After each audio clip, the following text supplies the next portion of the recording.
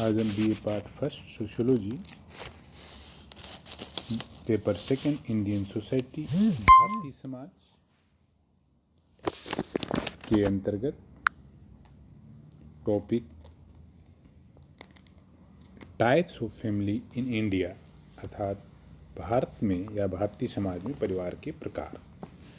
परिवार कितने प्रकार का होते हैं, इसकी पहले वाले वीडियो में हमने परिवार का अर्थ एवं परिवार का समाजशास्त्रीय परिभाषा और परिवार की विशेषताओं के बारे में चर्चा की थी, जिसमें मैंने पाया, हमारा कंक्लूजन था कि परिवार को जैविकीय संबंधों पर आधारित एक सामाजिक समूह के रूप में हम परिभाषित कर सकते हैं, जिसमें माता पिता और बच्चे होते हैं तथा जिसका उद्देश्य अपने सदस्यों के लिए सामान्य निवास, आर्थिक सहयोग, यौन संतुष्टि और प्रजनन, समाजीकरण और शिक्षण आदि की सुविधाएं जुटाना है। इससे हम परिवार कहते हैं। और परिवार के दो फंक्शन, स्ट्रक्चरल और फंक्शनल, दो एस्पेक्ट पे भी हमने चर्चा की थी जी। इसका स्ट्रक्चर होता है किस प्रकार से और इसका फंक्शन। परिवार एक सार्वभौमिक और सार्वकालिक संस्था है। ये संघ के रूप में, एसोसिएशन के रूप में और संस्था के रूप में, दोनों के रूप में हम इसके पूरी विश्व में इसको माना जाता है। आज हम चर्चा करेंगे types of family in India अर्थात परिवार के कितने प्रकार होते हैं। सिंपल रूप में हम लोग जानते हैं दो परिवार, एक न्यूक्लियर फैमिली जिसको एकाकी परिवार या केंद्रीय परिवार या नाभिक परिवार के नाम से जानते हैं, दूसरा जॉइंट फैमिली, संयुक्त परिवार।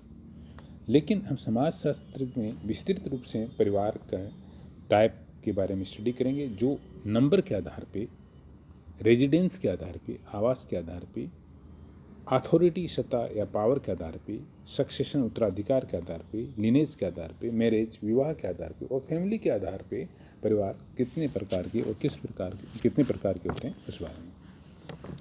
तो मानव समाज के विकास के साथ साथ परिवार के भी अनेक रूप अस्तित्व में आए हैं। प्रत्येक स्थान की भौगोलिक, आर्थिक, सांस्कृतिक परिस्थितियों ने भिन्न भिन्न प्रकार की परिवार व्यवस्था को जन्म दिया है। सदस्यों की संख्या, विवाह का स्वरूप, स्त्री पुरुष की सत्ता, निवास, वंश नाम आदि के आधार पर परिवार का वर्गीकरण किया जाता है। भारत में पाए जाने वाले विभिन्न प्रकार के परिवारों का वर्गीकरण में पहला है on the basis of number, अर्थात संख्या के आधार पर परिवार। संख्या के आधार पर तीन प्रकार के होते हैं, न्यूक्लियर फैमिली, ज्वाइंट फैमिली और एक्सटेंडेड फैमिली। न्यूक्लियर फैमिली जिसको हम केंद्रीय परिवार या नाभिक परिवार भी कहते हैं, इस प्रकार के परिवार आधुनिक औद्योगिक समाजों की मुख्य विशेषताएं हैं। औद्योगिकरण और नगरीकरण के बढ़ने के साथ साथ इस प्रकार के परिवारों की संख्या बढ़ती ही जा रही है। न्यूक्लियर फैमिली बढ़ती जा रही है। जहां कृषि प्रधान समाजों में संयुक्त परिवार व्यवस्था की प्रधानता पाई जाती रही है, वहीं औद्योगिक समाज और आधुनिक समाजों में केंद्रीय या नाभिक परिवारों की। आज की बदलती हुई परिस्थितियों में परिवार की संयुक्तता को बनाए रखना कठिन हो गया है। आधुनिक सभ्यता एवं संस्कृति के प्रसार तथा भौतिकवादी एवं व्यक्तिवादी दृष्टिकोण के विकास ने एकाकी परिवार को बढ़ाने में विशेष योगदान दिया। मतलब ज्वाइंट फैमिली से जो न्यूक्लियर फैमिली हुआ, उसमें भौतिकवादी और व्यक्तिवादी दृष्टिकोण, इंडिविजुअलिस्ट व्यक्तिवादी दृष्टिकोण को प्रमुख रूप से इसमें इसका योगदान रहा है। आज व्यक्ति नाते रिश्तेदारों की दृष्टि से विशेष न सोचकर अपनी पत्नी तथा बच्चों के दृष्टिकोण से ही सोचता है। यही कारण है कि संयुक्त परिवार में रहने वाले बहुत से लोग आज एकाकी या नाभिक परिवार स्थापित करने की दृष्टि से सोचते हैं। केंद्रीय या नाभिक परिवार या न्यूक्लियर परिवार का सबसे छोटा रूप है, जो एक पुरुष, स्त्री तथा उसकी आश्रित बच्चों से मिलकर बना होता है। इस प्रकार के परिवार में अन्य रिश्तेदारों को सम्मिलित नहीं किया जाता है। इसमें बच्चे भी अविवाहित रहने तक ही रहते हैं। विवाह के बाद वे अपना स्वयं का नाभिक परिवार या न्यूक्लियर फैमिली बना लेते हैं। इस प्रकार की परिवार व्यवस्था अनेक जनजातियों में भी देखने को मिलती है। ऐसे परिवार में सदस्य भावात्मक आधार पर एक दूसरे से घनिष्ठ रूप से जुड़े होते हैं। ऐसे परिवारों का आकार बहुत ही सीमित होता है। इनका बच्चों के जीवन पर काफ़ी रचनात्मक प्रभाव पड़ता है। आज अधिकांश देशों में परिवार में परिवर्तन की प्रवृत्ति संयुक्तता से नाभिकता की ओर है। मतलब ज्वाइंट फैमिली से न्यूक्लियर फैमिली की ओर है। भारत में वे विभिन्न अध्ययन भी, विभिन्न सोशियोलॉजिकल स्टडी भी इस बात की पुष्टि करते हैं। दूसरा प्रकार का होता है संख्या के आधार पे, उसको कहते हैं ज्वाइंट फैमिली। एक संयुक्त परिवार में 3 या 3 से अधिक पीढ़ियों के सदस्य साथ साथ एक ही घर में निवास करते हैं। उनकी संपत्ति सामूहिक होती है। वे एक ही रसोई का बना भोजन करते हैं, सामूहिक पूजा में भाग लेते हैं और परस्पर किसी न किसी नातेदारी व्यवस्था से संबंधित होते हैं। संयुक्त परिवार के सदस्य परस्पर अधिकारों व दायित्वों को निभाते हैं। प्रसिद्ध समाजशास्त्री एस.सी. दुबे का विचार है कि यदि कई मूल परिवार एक साथ रहते हों और उनमें निकट का नाता हो, एक स्थान पर भोजन करते हो और एक आर्थिक इकाई के रूप में कार्य करते हो, तो उन्हें उनके सम्मिलित रूप में संयुक्त परिवार कहा जा सकता है। ये डॉक्टर एस.सी. दुबे ने उनकी प्रसिद्ध पुस्तक मानव और संस्कृति में इस बात का उल्लेख किया है। एक संयुक्त परिवार में दादा दादी, माता पिता, चाचा चाची, चचेरे भाई एवं उनकी पत्नियां व बच्ची, विधवा बहनें एवं बेटियां होती हैं। हिंदू में और प्रमुखतया ग्रामों में संयुक्त परिवार का प्रचलन अधिक है। जे.डी. मेन ने अपनी पुस्तक हिंदू लॉ एंड कस्टम में मालाबार के नायरों में प्रचलित संयुक्त परिवार, जिसे वहाँ कहते हैं थारवाड़, बहुत महत्वपूर्ण टर्म है ये, कहते हैं थारवाड़, इस व्यवस्था का पूर्णतम उदाहरण माना जाता है। संयुक्त परिवार के सविस्तार उल्लेख के लिए हम आगे वीडियो में भी चर्चा करेंगे। नेक्स्ट है एक्सटेंडेड फैमिली या विस्तृत परिवार। इस प्रकार के परिवार में सभी रक्त संबंधी एवं कुछ अन्य संबंधी भी सम्मिलित होते हैं। ये एक पक्षीय, मातृपक्ष या पितृपक्ष या द्विपक्षीय भी हो सकते हैं। ऐसे परिवारों में संबंध व रिश्तेदारों का भी ठीक ज्ञान नहीं हो पाता। ऐसे परिवारों की सदस्यों की संख्या बहुत अधिक होती है। इन सभी सदस्यों का निवास स्थान और कार्य एक ही होता है और वे परिवार के मुखिया को सम्मान की दृष्टि से देखते हैं। एस.सी. दुबे के अनुसार विस्तारित परिवार या एक्सटेंडेड फैमिली की संज्ञा उस परिवार संकुल को दी जाती है जो वंशानुक्रम से संबद्ध होते हुए भी अपनी भिन्न भिन्न इकाइयों के रूप में परिवारों में बटा हुआ हो। अब परिवार के प्रकार का जो दूसरा आधार है वो है on the basis of residence, निवास के आधार पर, मतलब रहने के स्थान पे किस प्रकार से परिवार का वर्गीकरण किया जाता है।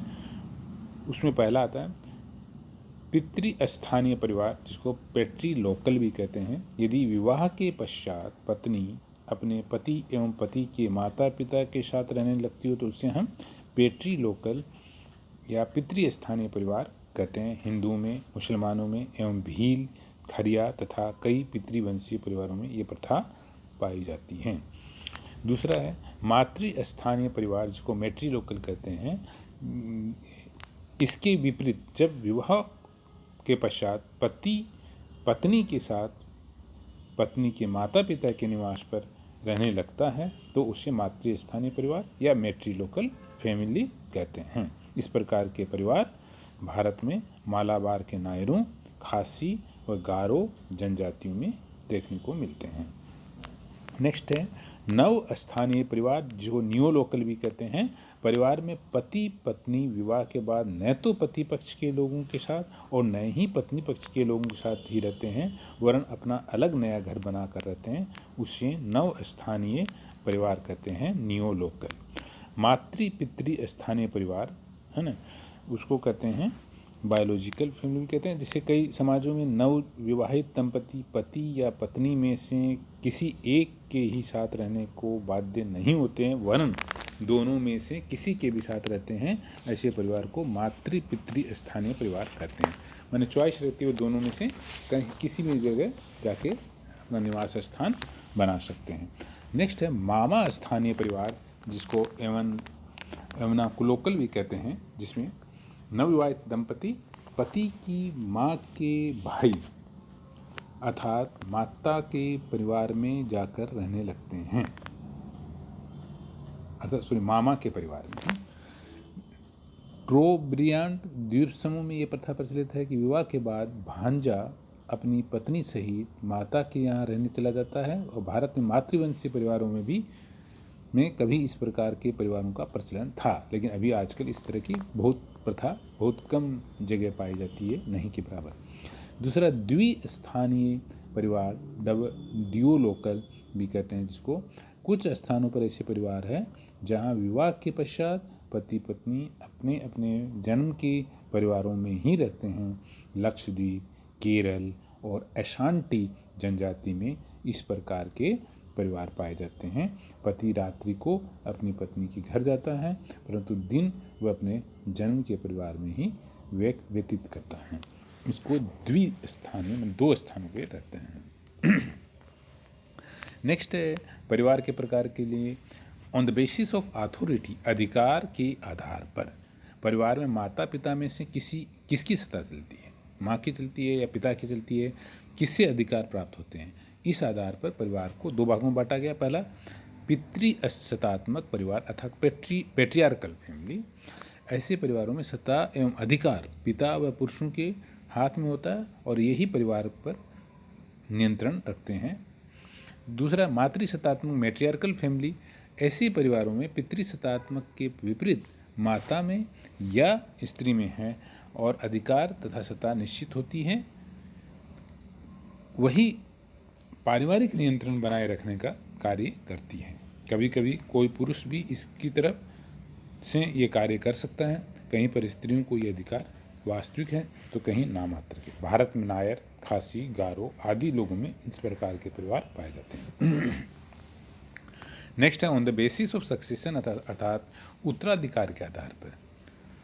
अधिकार की तरह एक ही परिवारों में संतानों को पद आदि दिए जाने का क्रम भी पितृपक्ष से पुत्रों को या मातृपक्ष से लड़कियों को दिया जा सकता है। इस आधार पर परिवार दो प्रकार के होते हैं। पितृमार्गी अर्थात पेट्रीलेटरल परिवार। ऐसे परिवार में उत्तराधिकार के नियम पितृपक्ष के आधार पर दिए जाते हैं। मेट्रीलेटरल मातृमार्गी परिवार, इसमें उत्तराधिकार के नियम मातृपक्ष के आधार पर किए जाते हैं। Next, on the basis of lineage, वंश नाम के आधार पर पितृवंशीय परिवार जिसको पेट्रीलिनियल फैमिली कहते हैं। ऐसे परिवारों में वंश परंपरा पिता के नाम से चलती है और पुत्रों को पिता का ही वंश नाम प्राप्त होता है। हिंदू में परिवार पितृवंशीय है, पेट्रीलिनियल फैमिली। मैट्रीलिनियल फैमिली, मातृवंशीय परिवार। ऐसे परिवार में वंश परंपरा माँ के नाम से चलती है और माँ से पुत्रियों को वंश नाम मिलते हैं। मालाबार के नायरों में यही प्रथा है। उभयवाही परिवार, कुछ परिवारों में वंश परिचय वंशानुगत संबंध पर निर्भर न होकर सभी निकट के संबंधों पर समान रूप से आधारित होता है। ऐसे समाजों में पैतृक व मातृक दोनों वंश नाम परंपराएं साथ साथ चलती है। उभयवाही परिवारों में एक व्यक्ति अपने दादा दादी एवं नाना नानी चारों संबंधियों से समान रूप से संबद्ध रहते हैं। द्विनामी परिवार, ऐसे परिवारों में एक व्यक्ति एक ही समय में अपने दादा और नानी से संबद्ध रहता है। अन्य दो संबंधी दादी और नाना छोड़ दिए जाते हैं। ये भी उभयवाही वंश का ही एक रूप है। नेक्स्ट है on the basis of marriage, विवाह के आधार पर। किसी समाज में प्रचलित विवाह की रीति के आधार पर निर्मित परिवारों को हम मुख्यतः दो भागों में बांटते हैं। पहला एक विवाही परिवार और दूसरा बहुविवाही परिवार। इसके भी उपभाग हैं। जैसे एक विवाही परिवार जिसको मोनोगेमस फैमिली कहते हैं। एक विवाही परिवार एक पुरुष व एक स्त्री के सम्मिलन से बनता है। इसमें पति पत्नी एवं उनके अविवाहित बच्चे रहते हैं। एक विवाही परिवार में पुरुष को एक समय में विवाह तो एक ही स्त्री से करने दिया जाता है, किंतु पत्नी की मृत्यु के बाद पुरुष की मृत्यु के बाद स्त्री पुनः विवाह कर सकते हैं। इस प्रकार से तलाक हो जाने के बाद भी स्त्री व पुरुष को पुनः विवाह की स्वीकृति मिल जाती है। दूसरा है बहुविवाही परिवार जिसको पॉलीगेमस फैमिली कहते हैं। ऐसे परिवारों में एक समय में एक से अधिक जीवन साथी स्वीकृत होते हैं और इसके भी अनेक रूप है। जैसे बहुपत्निक परिवार जिसको पॉलीजीनस कहते हैं, पॉलीजीनस फैमिली। जब एक पुरुष को एक समय में एक से अधिक स्त्रियों से विवाह करने की स्वीकृति होती है तो उसे बहुपत्निक परिवार कहते हैं। मुसलमानों में एक पुरुष को 4 तक पत्नियां रखने की स्वीकृति है। भारत में नागा, बैगा तथा गोंड जनजातियों में बहुपत्निक परिवार पाए जाते हैं। नेक्स्ट है इसी क्रम में बहुपति विवाही परिवार, पोलिंड्रस फैमिली, जहां एक स्त्री एक समय में एक से अधिक पुरुषों से विवाह करती हो, उसे बहुपति विवाही परिवार कहते हैं। इसमें भी 2 रूप हैं। एक वह जिसमें सभी भाई मिलकर एक स्त्री से विवाह करते हैं, इसे भ्रातृ बहुपति परिवार अर्थात एडेल्फिक पोलिंड्रस फैमिली कहते हैं। द्वितीयक अभ्रातृ बहुपति परिवार, नॉन एडेल्फिक पोलिंड्रस फैमिली, जिसमें पति